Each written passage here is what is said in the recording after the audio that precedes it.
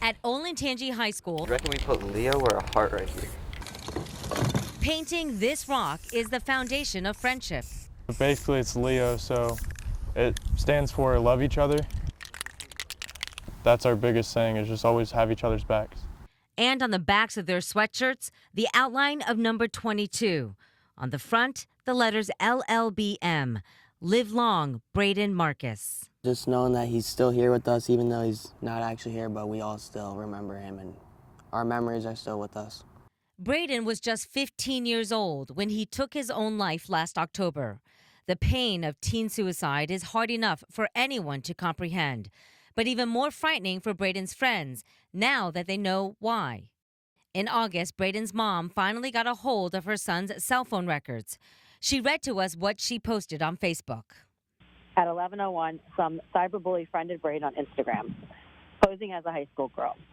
Investigators say that girl turned out to be a catfisher whose method can only be described as evil, someone police still have not identified. They're threatening to contact their parents, they're threatening to contact their peers, their friends, their classmates. Delaware County Sheriff Russ Martin says his office opened a criminal investigation because of the sextortion scam Braden just couldn't escape.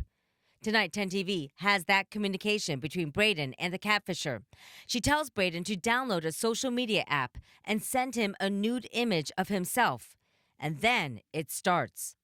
If you cut the cam or you disconnect, I send it to your friends, your parents, your relatives. Is that what you want? Braden replies, please don't, I'll do anything. The catfisher threatens to post his nude image on, quote, every porn site in the world. Braden becomes desperate, telling the catfisher several times, I'm killing myself, please don't.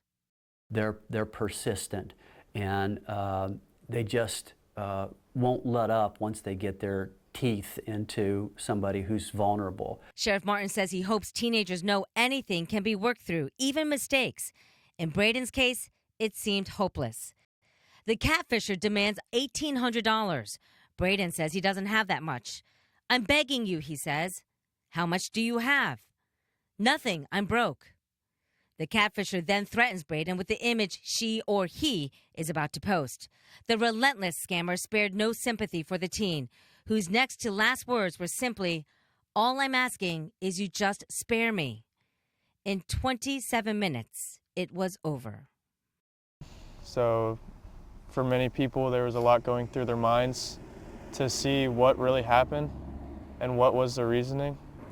I think there was also a lot of guilt between us, all of us boys, for not being there for him, when he needed it most, and not being able to recognize that he needed our help. Braden's childhood friends say they're angry, knowing someone targeted their friend. But now they're much more careful about social media and who they friend after losing one of the best. Don't try and talk to somebody that you just saw one day and just oh, I'm going to be friends with them. At least kind of find the background of knowing who they are. So what's a parent to do? Well, communicate. Experts say have a conversation with your child to let them know it's not the end of the world, but also get their passwords. Braden's mom says invasion of privacy is not a priority when it comes to your child's safety. Next, look at their apps on their phones. Some of those icons could be a cover-up for a private chat platform. And finally, go through their friends list.